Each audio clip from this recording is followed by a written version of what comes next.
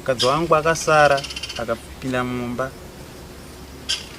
akapfeka nyora akapfeka skin tie akatanga kufamba pakati pekomvura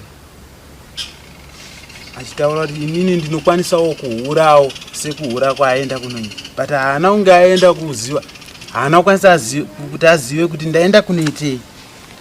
Mumwe musi zvekare vatezvara varipo baba varipo futi zvikaitika futi saizvozvi akabuda akaenda mumba akanopfeka futi shoti pana atezvara akanoita futi kuti eniwe aenda kunohura ini futi ndokwanisawo kuhura iye ane zvinhu zvake ndine zvinhu zvangu ndokwanisawo kuhura.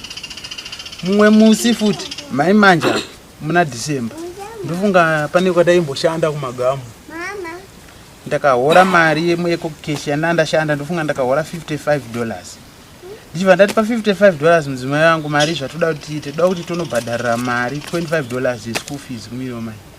Kana tabhadhara $25 then pandinozoora futi muna January tozokwanisa kuti tonoita sei tonotenga mauniform neboots nechichi zvikudikanwa zvemwana wechikoro.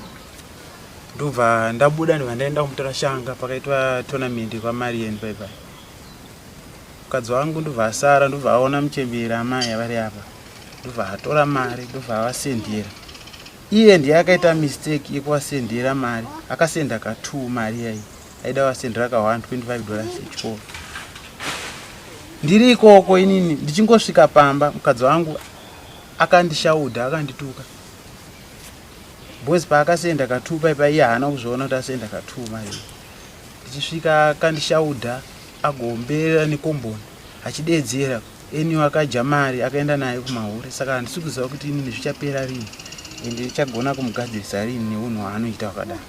For these and more stories, tune in to Zim News Bit TV with Robert Tafumani.